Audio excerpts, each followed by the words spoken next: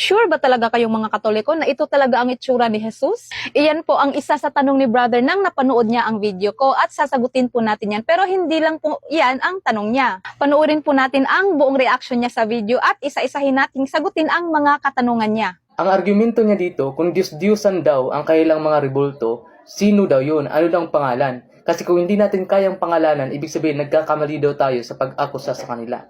Pero ang totoo po, kung gagamitan natin ng rasyonalidad, hindi natin kailangan ng pangalan para masabing Diyos-Diyosan ang isang rebulto. Lalo na kung kitang-kita naman sa kailang mga ginagawa na ito ay kailang pinaglilingkuran, ito ay kailang sinasamba. Halimbawa, yung ahas na pinagawa ng Diyos kay Moses, hindi naman yun Diyos-Diyosan. Pero, dahil sa kailang ginawa na nag-offer sila doon, numuluhod sila doon, yun ay naging Diyos-Diyosan na. Kaya ang ginawa ng Diyos, pinatupok niya ngayon. Okay? Sinira niya ngayon. Ganun din ang nakikita natin. Bagamat sinasabi nila na hindi yung Diyos-Diyosan, pero ang kailang ginagawa, pag-offer ng mga kung ano-ano, pagluhod at pananalangin sa mga rebulto, yun ay nagiging Diyos-Diyosan. Ang sinasabi po niya ay hindi daw kailangang pangalanan ang isang bagay para tawaging Diyos-Diyosan. At nagbigay siya ng halimbawa gaya ng sa tansong ahas na pinagawa ng Diyos kay Moises. Yes, tama naman na hindi kailangang pangalanan para sabihin Diyos-Diyosan ang isang bagay. Pero FYI brother, ang tansong ahas ay pinangalanan po siya. Mababasa natin sa Ikalawang Mga Hari, chapter 18, verse 4. Dinurog din niya ang tansong ahas na ginawa ni Moises na kung tawagin ay nihustan, sapagkat hanggang sa panahong iyon ay pinagsusunwagan pa nila ito ng insenso. Malinaw po na pinangalanan ang tansong ahas na nihustan at ito'y ginawa nilang Diyos, kaya naman dinurog ito. Dahil dapat sa Diyos nila ibigay ang parangal at pagsamba dahil gumaling sila. Iyan po ang ibig sabihin ng idolatry, kapag ang parangal at pagsambang nararapat lamang sa Diyos ay ibinibigay na sa isang nilalang o bagay. Sabi nga sa Catechism of the Catholic Church, paragraph 2113, idolatry consists in divinizing what is not God.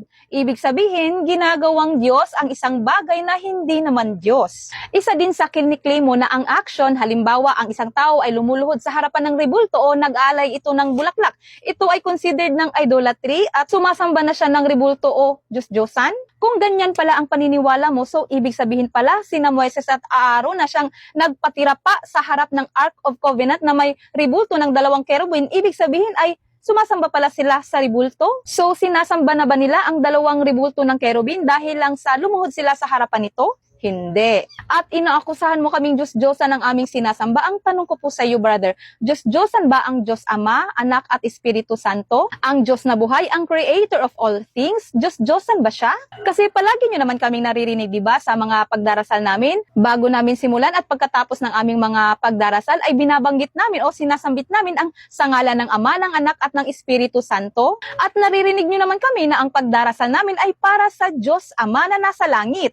Diba, nagdarasal pa nga kami ng Our Father in Heaven, hallowed be your name. Diyos-Diyosan ba ang Diyos Ama na nasa langit? I think kailangan nyo talaga itong isipin, brother. Hindi nyo alam, nalinlang ka lang pala ng mga maling akusasyon ng kaaway ng Diyos. Ipagpatuloy natin. Ang pangalawa niyang argumento, yung mga rebulto daw sa simbahan nila, sa bahay nila, ay imahe daw yan ng Panginoong Hesukristo, ng mga apostol at ni Maria. Ngayon, ang tanong dito, sinong nagsabi na ganun ang mukha ni Kristo? Bakit iba-iba ang wangis, iba-iba ang itsura, iba-iba ang kulay? May puti, may itim, may kulot, may hindi. Bakit ganyan ang mukha ni Kristo pa iba-iba? Okay, kung yan ay nagrepresenta. Pero ang sinabi sa John chapter 4 verse 24, hindi po ganyan. Ang Diyos ay Espiritu, okay? At siya na sumasampalataya sa Kanya o sumasamba sa Kanya ay sumasamba sa Espiritu at katotohanan. So bakit kailangan niyo pa ng imahin at kung ano-anong rebulto para sumamba sa Diyos? Dahil ang tunay na mananamba ng Diyos, hindi na kailangan ng rebulto. Dahil ang Diyos ay nakikinig sa Kanya sa pamamagitan ng panalangin at hindi na nangangailangan ng anumang imahin. Yan ba talaga ay imahin ni Kristo or ilusyon lamang? Okay? So dapat nating intindihan yan at gamitan natin ng rasyonalidad ang ating pagkaunawa. Dahil baka akala ninyo, hindi kayo sumasamba sa rebulto.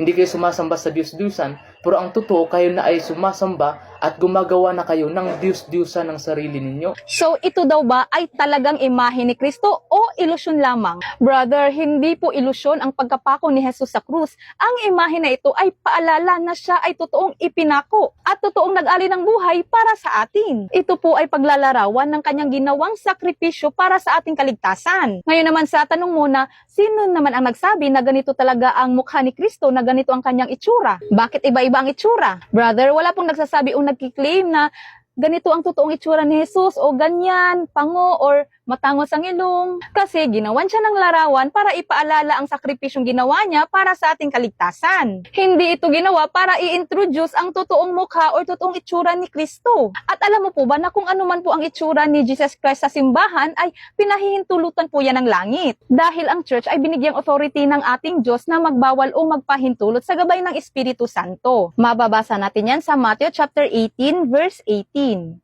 Katotohanan sinasabi ko sa inyo, anumang itali ninyo sa lupa ay tatalian sa langit at anumang kalagan ninyo sa lupa ay kakalagan sa langit. Iyan po ang authority na ipinagkaloob ni Kristo sa kanyang simbahan. Ngayon, bakit nga ba iba-iba ang drawing ng mukha ni Jesus or ang kulay ng kanyang balat? Depende po sa artist at materyales na kanilang ginagamit. Halimbawa, gaya nitong mga estudyanteng pinadrawing sa mukha ni Jose Rizal, hindi porket hindi ito magkakamukha lahat, hindi na siya si Jose Rizal sa puso ng bawat nagdrawing nito. Ganyan din po sa imahe ng ating Panginoong Jesus, hindi porket hindi na sila magkakamukha ay hindi na siya si Jesus Christ sa puso ng artist na gumawa nito. Ang iba din ay maputi, maitim or kayumanggi kasi depende sa materyales at depende din sa artist kung anong kulay ang ilalapat niya. Hindi naman issue ang kulay ng balat ni Jesus. Tayo ngang mga tao nangingitim kapag masyado tayo nagpabilad sa araw, hindi ba?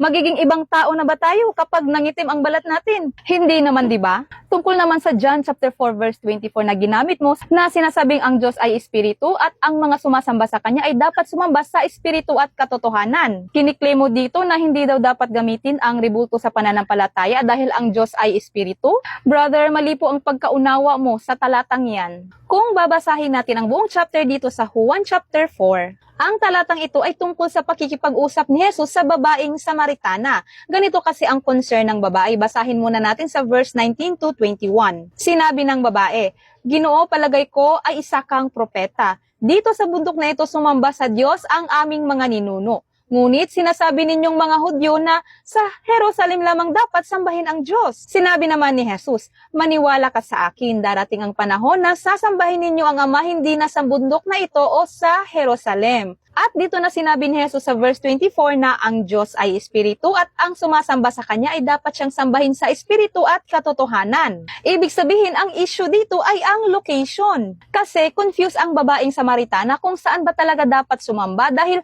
ang mga ninuno niya ay sa bundok Gerizim sumasamba. Samantalang ang mga Hudyo sinasabi namang sa Jerusalem lang dapat sumamba. Kaya't sinagot naman siya ni Jesus na ang tunay na pagsamba ay hindi na nakatali sa isang lugar, kundi sa espiritu at katotohanan. Ibig sabihin, kahit saang lugar ay pwede nang sambahin ang Diyos dahil siya ay espiritu. Kung gagamitin mo ang John chapter 4 verse 24 para ipagbawal ang mga banal na larawan, nililigaw mo ang katotohanan, iniba mo ang totoong mensahe ng kasulatan. Huwag po natin gawin yan dahil malaking kasalanan po sa Diyos ang maghayag ng maling aral. Malinaw naman sa Biblia na ang mga larawan ay ginagamit na ng Diyos, hindi para sambahin ng mga tao, kundi para magsilbing paalala ng kanyang presensya, kapangyarihan at mga gawa.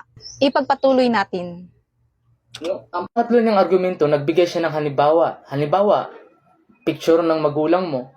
So, ang pag-kiss sa kanila, hindi yung pagsamba. Okay? Di yung Diyos-Diyosan. Pero ang tanong kasi dito, yung picture ng magulang ko, mama ko talaga yon. Yun yung mukha niya. Pero yung imahe ninyo ni Kristo daw, at ni Maria daw, at ng mga apostol, yan ba talaga ang mukha nila? Sila ba talaga yan? Kaya kailangan gamitan natin ng rasyonalidad. Sila ba talaga yan? Ang pang-apat na argumento, si Satanas lang daw ang ayaw sa imahe ni Kristo. Kaso nga, ang tanong dito, yan ba talaga ang imahe ni Kristo? Kasi kung yan talaga ang imahe ni Kristo at ng mga apostol at ni Maria, sino ba naman kami para tatanggihan yan? Pero kaso nga lang, hindi nga yan ang imahe ni Kristo. Pero alam niyo ba ang totoo? Si Satanas, ayaw niya talaga na ang tao ay matutong sumamba sa Diyos sa espiritu at katotohanan. Kaya binubulag niya ang isip ng mga tao, gumagawa siya ng mga ribulto, mga imahen para doon na lang sasamba ang mga tao. At itinatak niya sa mga isip ng mga taong ito na ito si Kristo. Pero ang totoo, hindi pala. Kung uunawain natin ang prinsipyo ng Diyos, ang tamang pagsamba, malinaw sa Book of Exodus chapter 20, na huwag gagawa ng anumang imahen na kawangis ng nasa langit at nasa lupa. Kawangis ng nasa langit at nasa lupa. Ngayon, kung sinasabi ninyo na si Kristo nasa langit, si Maria nasa langit, at ang mga apostol nasa langit, ano nang ginagawa ninyo? Okay, ano yung ginagawa ninyo? Bakit gumawa kayo ng mga sarili ninyong ribulto? At sinasabi ninyo na yan ay si Kristo, yan ay si Maria, at yan ay mga apostol. Kontra na yan sa prinsipyo ng Diyos at sa tamang pagsamba sa Diyos. Kaya yan ay karumal-dumal, hindi katanggap-tanggap. Kaya kami po bilang mga dating Katoliko, nauunawaan namin ang Biblia. Kaya kami umalis dyan, kaya kami lumabas sa grupong iyan. At ngayon, sumasamba sa Diyos sa Espiritu at katotohanan.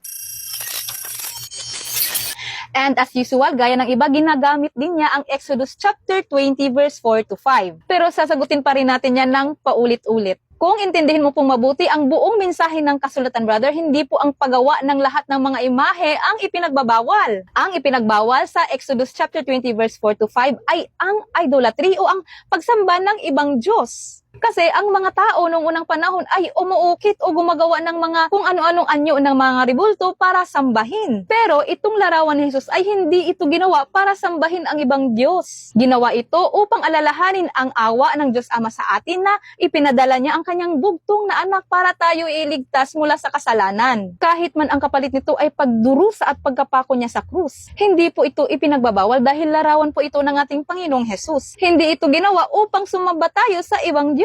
Ngayon, tinanong niya tayo kung sure ba talaga tayong ito yung itsura ni Jesus dahil ang picture ng mama niya ay sure siyang mama niya talaga yun. Para sa akin, brother, hindi ko po nakita ng personal si Jesus. Kaya hindi ko masasabi na ito talaga yung eksaktong itsura niya at hindi ko rin masasabi na hindi talaga ito yung eksaktong itsura niya dahil hindi ko pa naman siya nakita. Ngayon, ibabalik ko sa iyo ang tanong kasi kiniklaim mo na hindi talaga ito ang itsura ni Jesus. Sure ka ba na hindi talaga ito ang totoong itsura ni Jesus? Nakita mo na ba siya sa personal? Kung hindi mo naman pala siya nakita sa personal, wag po kayong mag-declare na hindi ito yung itsura niya. Hindi mo naman pala siya nakita. Pero alam mo ba, brother, kung saan ako sigurado? Sigurado ako na ito ay paglalarawan at nagre-represent sa kanya kahit hindi ko man siya nakita ng personal. At kahit hindi ko man na-witness sa personal ang pagpako sa kanya. Dahil naniniwala akong totoo ang pangyayaring ito. Totoong ipinako siya sa krus at totoong nagdusa siya sa krus para iligtas tayo mula sa kamatayan. Kahit hindi ko man nakita ng personal ang pangyayari. Sabi nga niya sa Juan chapter 20 verse 29, sumampalataya ka dahil nakita mo ako.